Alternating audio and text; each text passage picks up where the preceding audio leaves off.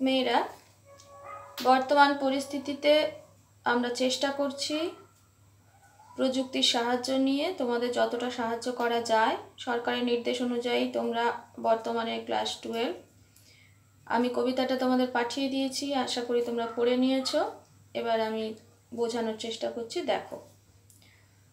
রূপনারায়ণের কুলে, রূপনারায়ণের কুলে জেগে উঠিলাম, জানিলাম এ জগৎ স্বপ্ন নয়। রক্তের অক্ষরে দেখিলাম আপনার রূপ, চিনিলাম আপনারে আঘাতে আঘাতে, বেদনায় বেদনায়।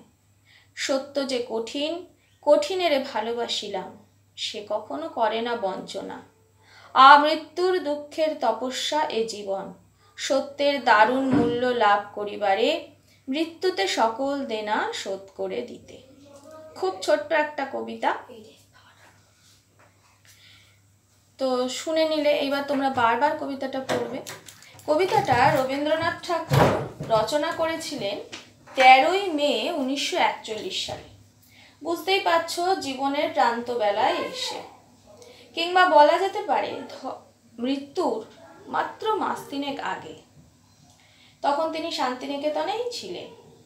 আর পরে কবিতাটা কবির শেষ লেখা নামক কাব্যগ্রন্থে সংকলিত হয়।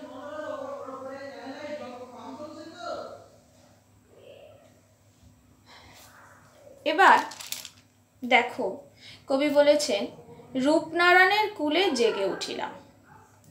রূপনারায়ণ নামে একটা নদী আছে পশ্চিমবঙ্গে, তোমরা জানো।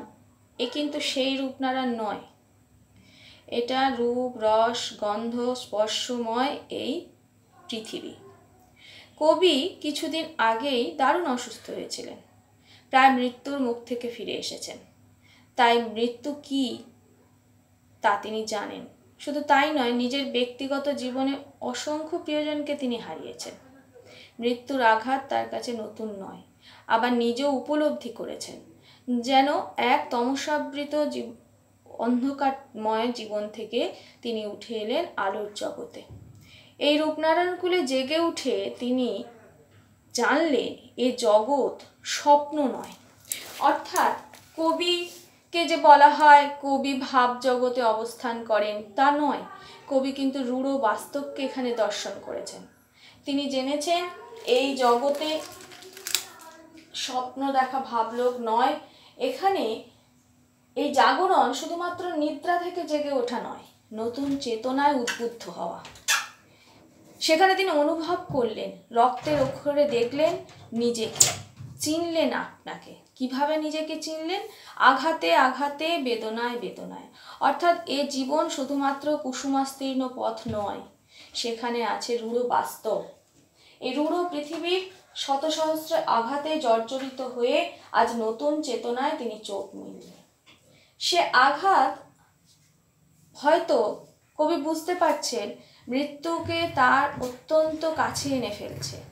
তিনি হয়তো জীবনের শেষ মুহূর্তে পৌঁছে যাচ্ছেন, কিন্তু সেটা তাকে কিন্তু ভীতপ্রদ করে তুলছে না। তিনি ভয় পাচ্ছেন না। কেন ভয় পাচ্ছেন না? তিনি কাকে উপলব্ধি করেছেন জানো? তিনি সত্যকে উপলব্ধি করেছেন। সেই সত্যকে তিনি জানতে পেরেছেন, জীবনের চরম সত্যকে। আর এটা তিনি জেনেছেন যে সত্য নিষ্ঠুর, সত্য কিন্তু কখনো বঞ্চনা করে না। সত্য কঠিন, সত্য কঠোর। সেই কঠোর কঠিন সত্যকে তিনি ভালোবাসলেন। নতুন করে জীবন চেতনায় উদ্বুদ্ধ হয়ে তিনি বুঝলেন এটাই মুক্তির একমাত্র পথ। সত্যকে অবলম্বন করাই মুক্তির একমাত্র পথ। জন্ম থেকে মৃত্যু পর্যন্ত আমৃত্যু মানুষ দুঃখের তপস্যা করে। কিসের দুঃখ? জন্মিলে মরিতে হবে, অমরকে কোথা রবে। অর্থাৎ মৃত্যু একদিন আসবেই। কিন্তু যদি সেই মৃত্যু, অবধারিত মৃত্যুকে যদি মুক্তি বলে ধরে নেন কবি, তাহলে তো তা বড়ই আনন্দের, বড় আশার, কারণ তিনি পরমাত্মাকে লাভ করতে পারবেন। আর সেই মৃত্যুতে তিনি জীবনের সকল দেনা শোধ করে দিতে পারবেন। এই ঋণ, এই প্রকৃতি ও বিশ্ব সংসারের কাছে এই ঋণ মৃত্যুতে তার সব দেনা শেষ হয়ে যাবে। তবেই কিন্তু সত্য তার সর্বশ্রেষ্ঠ মূল্য পাবে। রূপনারায়ণের কুলে কবি আজ সেই সত্যের শেষ উপলব্ধি ও তার ঋণ শোধের প্রাক মুহূর্তে নতুন চেতনায় উদ্বুদ্ধ হন ও আমাদেরও উদ্বুদ্ধ করেন।